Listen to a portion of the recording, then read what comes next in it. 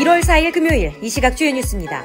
청와대가 KTNG 사장 교체와 적자 국채 발행 압력을 행사했다고 폭로한 신재민 전 기재부 사무관이 어제 오전 한때 잠적했습니다. 극단적인 선택을 암시하는 문자 메시지와 글을 남겨 수색 소동이 벌어졌는데 다행히 4시간 만에 한 모텔에서 발견됐습니다. 현재 국정체제인 초등학교 3학년에서 6학년까지의 사회 수학 과학 교과서를 검정으로 바꾸는 방안이 추진됩니다.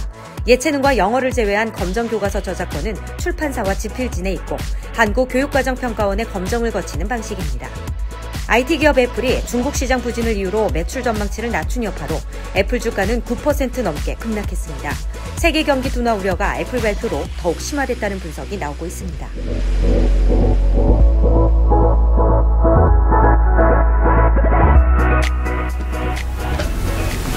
네, 여러분 안녕하십니까? 1월 4일 금요일 아침입니다. 오늘도 역시나 정치경제부 김태균 부장님을 대신해서요, 정부 세종청사 고용노동부에 출입하고 계신 아주경제 원승희 기자님 모셨습니다. 반갑습니다. 네, 반갑습니다. 고용노동부라는 말에서 이미 우리 시청자분들이 딱 캐치를 하실 것 같아요. 최저임금에 관련된 기사일 것이다. 맞습니까? 네, 올해 이제 핫한 이슈 중에 하나죠. 네. 예. 그래서 최저임금이 이제 무엇인지를 많이 이제 궁금해들 하시는데요. 네. 최저임금은 저희들이 다 근로자고 노동자잖아요. 네네. 네. 저희들이 최소한의 보장돼서 받아야 될 임금을, 수준을 얘기하는 겁니다. 네네. 그 오선 씨는 한 달 월급이 어떻게 되세요? 저요? 갑작스럽게? 저에게?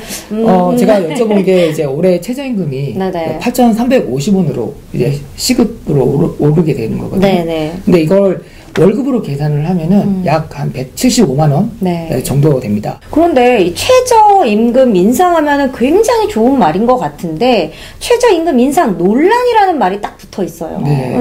이게 왜 논란인 건가요? 그러니까 최저임금이 오른다는 게 문제가 아니고요. 최저임금이 올라도 너무 많이 올랐다는 거죠. 예.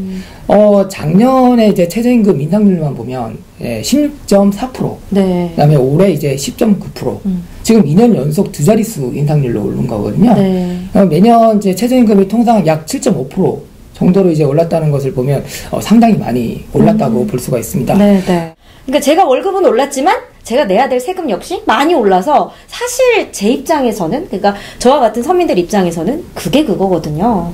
그래서 막상 좋다라는 그거는 사실 체감적으로 느끼지 못하고 있어요. 예. 그래서 사실 이제 최저임금을 산정을 할 때는 이제 물론 이제 근로자들 그 근로 시간에 이제 해당되는 그 일한 그 월급, 이런 임금 같은 거를 이제 같이 이제 계산을 하게 돼 있거든요. 그런데 이제 아까 말씀하셨던 이제 물가, 그다음에 현재 어떤 경제 상황, 경제 성장률, 이런 것들을 다 이제 감안을 해서 최저임금을 이제 계산해야 되는 거 아니냐, 그런 얘기들도 나오고 있고요. 올해부터 이제 주휴시간도 포함을 하게 돼요. 예.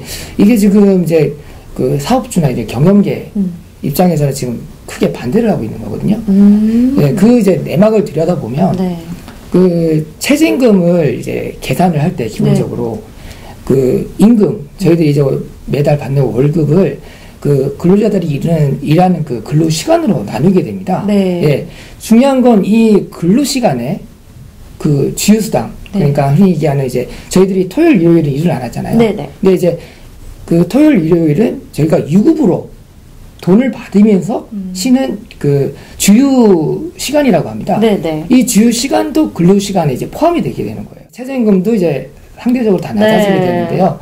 이게 최저임금이 낮아진다는 거는 그 기준, 그냥 월급을 줘야 된다는 그 기준이 낮아지는 거기 때문에 최저임금의 해당 범위가 커지게 됩니다.